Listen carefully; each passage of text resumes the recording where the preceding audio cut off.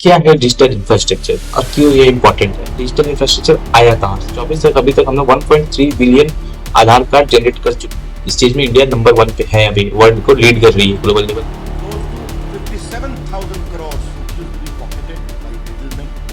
Phone निकालना है, QR को स्कैन करना है, स्कैन करके पेमेंट कर। 23 तक इंडिया में 139 लाख करोड़ का ट्रांजेक्शन हुआ है।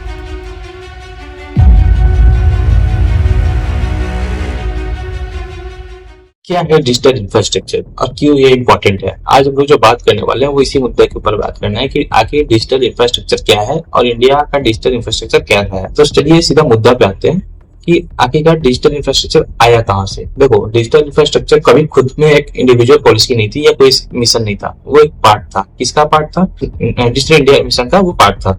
ले देख करके डिजिटल इंडिया मिशन के 3 कोर पिलर थे। First, stable digital infrastructure, second digital governance और थर्ड जो थी हमारी वो थी डिजिटल लिटरेसी। देखो, ये पॉलिसी कितनी कारगर है नहीं है उसको मैं बाद में इस बारे में बात करेंगे, लेकिन आप इसको छोटी से फैक्चुअल डेटा मैं आपको दे रहा हूँ, इससे आप ये समझ सकोगे ये कितनी ज्यादा डीप इंटीग्रेटेड हमारी स्कीम रही है। एक तरीके से 2024 तक अभी तक हम लोग 1.3 बिलियन आधार कार्ड जनरेट कर चुके हैं और तो 10 बिलियन यूपीआई ट्रांजेक्शन हम लोग पर मंथ कर रहे हैं। और साथ ही साथ हम लोग 300 से ऊपर गवर्नमेंट की जो सर्विसेज, चाहे वो स्टेट गवर्नमेंट की हो या सेंट्रल गवर्नमेंट की, उसको हम लोग ऑनलाइन ला चुके हैं इस एक इंफ्रास्ट्रक्चर के हेल्प से। देखो, मेरे बोलने से या आपके बोलने से नहीं होता है कि तो डेटा ना बोले, लेकिन कभी इस देश में ना कुछ प्रॉब्लम ऐसा भी है कि इस देश में अगर डेटा बोल भी दे, लेकिन जब तक उस पर गोरी चमड़ी वालों का मुहर ना लगा हो तब तक यहाँ के लोग को वो चीज हजम नहीं होती। क्या करोगे भाई, गोरी चमड़ी वाली चाटने की आदत हो गई लोगों की। ये बात मैं ऐसे नहीं बोल रहा हूँ, ऑलरेडी वर्ल्ड बैंक ने, आईएमएफ ने और वर्ल्ड इकोनॉमिक फोरम और ये तीनों ने ऑलरेडी इस स्कीम की या इस इंफ्रास्ट्रक्चर की अच्छी खासी तारीफ कर रखी है। देखो, वर्ल्ड बैंक ने तो ये भी कह दिया है कि जो भी डेवलपिंग कंट्री है या अंडर डेवलप कंट्री है, अगर वो जैम ट्रिनिटी, जिसमें हमारा जनधन अकाउंट हो गया, फिर हमारा आधार कार्ड हो गया और मोबाइल फोन हो गया, जिससे हमने जैम ट्रिनिटी भी कहते हैं, अगर वैसा कोई सिस्टम अगर कोई अंडर डेवलपिंग कंट्री या डेवलपिंग कंट्री बना लेती है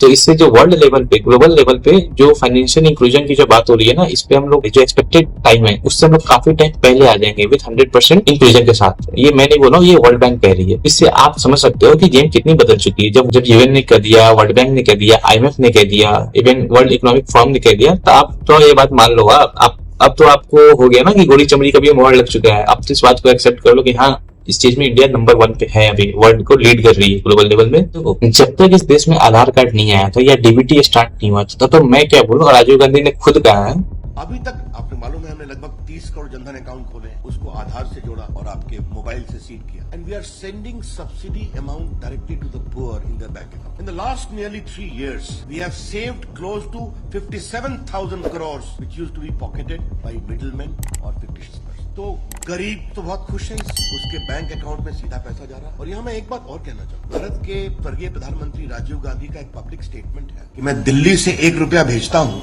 और जमीन में 15 पैसा पहुंचता है। जिस वजह से 40% यानी 40% जितना भी हम लोग फंड गवर्नमेंट रेज करती थी लोगों के लिए, वो कभी लोगों के पास पहुंचता ही नहीं था, या पहुंचता भी था तो उसमें से क्या ही पहुंचता था, नहीं पहुंचता था, वो तो आप समझ सकते हो। सिर्फ डीबीटी की वजह से गवर्नमेंट 2.2 लाख करोड़ रुपीस हर साल बचा रही है आज के डेट में। एक बात बताओ, आपको क्या लगता है, ये जो आधार कार्ड वाली ये जो इंफ्रास्ट्रक्चर की जो मैं बात कर रहा हूँ, ये सिर्फ इंडिया के लिए है या इससे बाकी कंट्री भी सीख रहे हैं? मुझे इस बात की जवाब कमेंट में दो, तो हम लोग आगे बढ़ते हैं। अब हम लोग बात करने वाले हैं यूपीआई के बारे में, ठीक है। अब यूपीआई कैसे इस देश को पलट कर रख दिया, इस देश की फाइनेंशियल कंडीशन को, इसी को हम लोग एक नॉर्मल बोलचाल की भाषा में समझेंगे कि आखिर यूपीआई कैसे हमारे लिए इतने फायदेमंद है। अब खुद सोचो कि आज आपको एक ठेले वाले से 2 समोसे लेना हो या एक पुड़िया लेना हो, उस टाइम आपको कुछ नहीं करना, बस अपना फोन निकालना है, क्यूआर को स्कैन करना है, स्कैन करके पेमेंट कर देना है।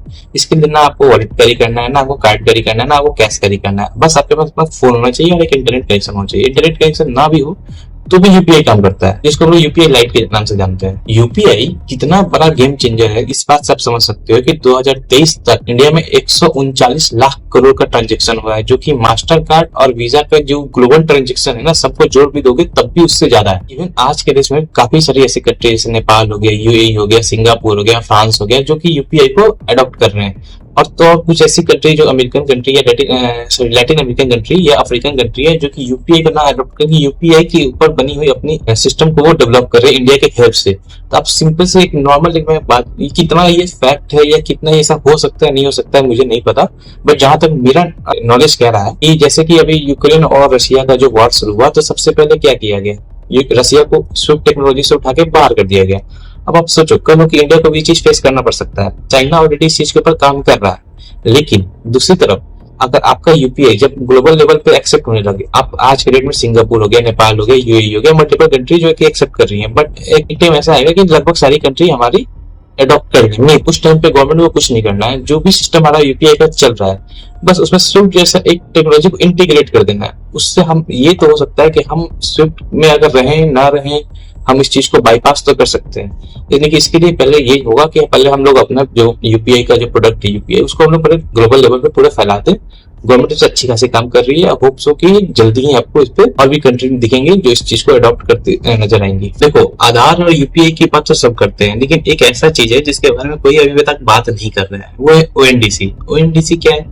जैसे हम लोग अमेजोन और फ्लिपकार्ट यूज कर रहे हैं, ये एक प्राइवेट कंपनी है, ठीक है। उसी तरह ओएनडीसी एक आपको गवर्नमेंट की पोर्टल है जहां पे आप जाकर रजिस्टर कर सकते हो एज ए सेलर, अब कोई भी प्रोडक्ट आप बेच सकते हो। फिलहाल अमेजोन और फ्लिपकार्ट मिला करके जो इंडिया में जो उनका मार्केट शेयर है वो लगभग लेकिन WEF की रिपोर्ट जो है, वर्ल्ड इकोनॉमिक फोरम, उसकी रिपोर्ट ये कहती है कि 2027 तक ओएनडीसी की जो मार्केट शेयर है वो लगभग 46,000 करोड़ तक पहुंच सकती है। तो आप खुद सोच लो कि कैसे अमेजोन और फ्लिपकार्ट वाले की लुक हो रही होगी। अभी एक चीज मैंने ऐड करना भूल गया था, इसमें ना लगभग अभी तक ओएनडीसी पे 1 मिलियन से ऊपर जो सेलर है वो ऑलरेडी इन्वॉल्व हो चुके हैं, खुद को रजिस्टर कर चुके हैं। ऑलरेडी मैंने ये बात आपको बता चुका है कि कैसे इंडिया ना कि यूपीआई को दूसरे देशों को बेच रहा है, या मीन दूसरे देशों से अडॉप्ट कर रहे हैं, वैसे ही साथ काफी ऐसी कंट्री है जो कि Latin American country, African country है, जो यूपीआई को डायरेक्ट ना अडॉप्ट करके यूपीआई के ऊपर अपनी खुद की सिस्टम डेवलप कर रही है। भी एक तरीके का एक्सपोर्ट ही है। जैसे हमारा आप लोग ऑलरेडी जानते हो कि अभी इंडिया का जो मेजर चंक्स है ट्रेड में, खास करके एक्सपोर्ट में, वो आपका सर्विस सेक्टर है। तो ये भी एक तरीके का सर्विस ही है जो गवर्नमेंट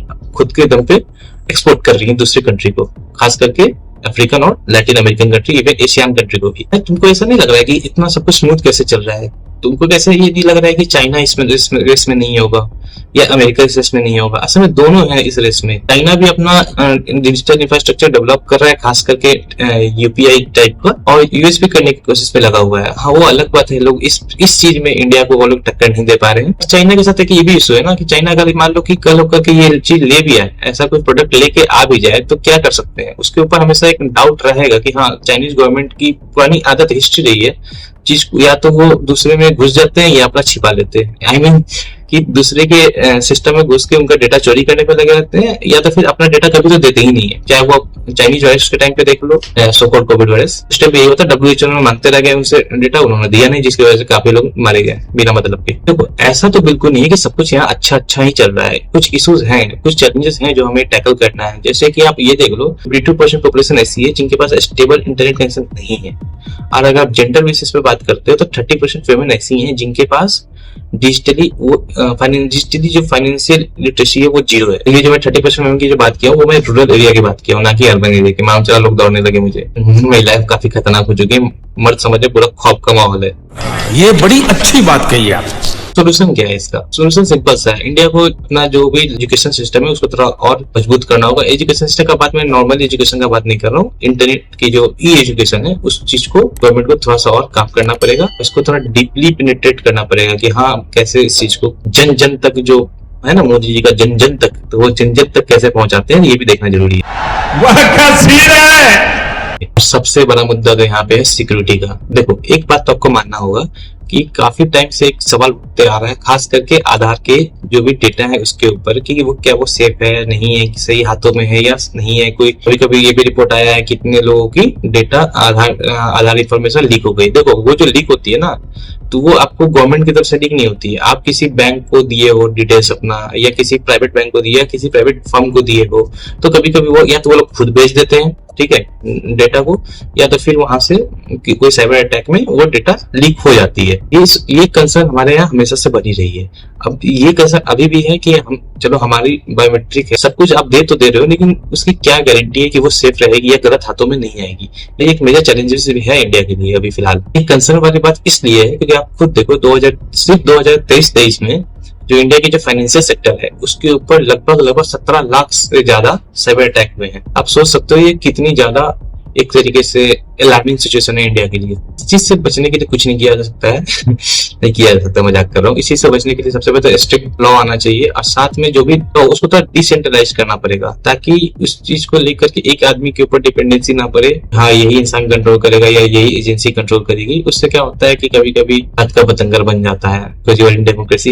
ये सिर्फ एक डिजिटल इंफ्रास्ट्रक्चर नहीं है, ये सिर्फ एक ना डिजिटल इंफ्रास्ट्रक्चर नहीं है, ये एक प्रॉपर एक फ्यूचर इंडिया की एक ब्लूप्रिंट है कि कैसे हम इस चीज को हम लोग फॉलो करके, इवन सही ढंग से फॉलो करके, ना कि हवा में फॉलो करके, अच्छे से फॉलो करके इस चीज को कैसे हम लोग और भी अच्छा बना सकते हैं, और हम लोग कैसे वर्ल्ड को लीड कर सकते हैं डिजिटल इंफ्रास्ट्रक्चर के मामले। इवन हम लोग कर भी रहे हैं, देखा जाए तो एक अच्छी खासे हद तक हम लोग कर भी रहे हैं। देखो अभी तक जो मैंने बात बताया आपको वो थी मेरी पर्सपेक्टिव, मैं क्या सोच रहा हूँ, मुझे क्या लग रहा है। अब आप मुझे एक बात बताओ कि आपको क्या लग रहा है, क्या इंडिया सच में इस चीज पे ग्लोबल लीडर बन जाएगा, या चाइना या यूएस आने वाले टाइम पे इंडिया को रोक देगी? अगर रोकेगी तो कैसे रोकेगी, इस चीज को आप मुझे कमेंट में बता दो। तब तक के लिए गुड नाइट, और ये चैनल नया है, सपोर्ट बनाए रखिए। वीडियो आपको इंसाइटफुल लगा हो तो नीचे कमेंट में जरूर बताइए, और जितना लाइक शेयर कर सकते हैं कीजिए।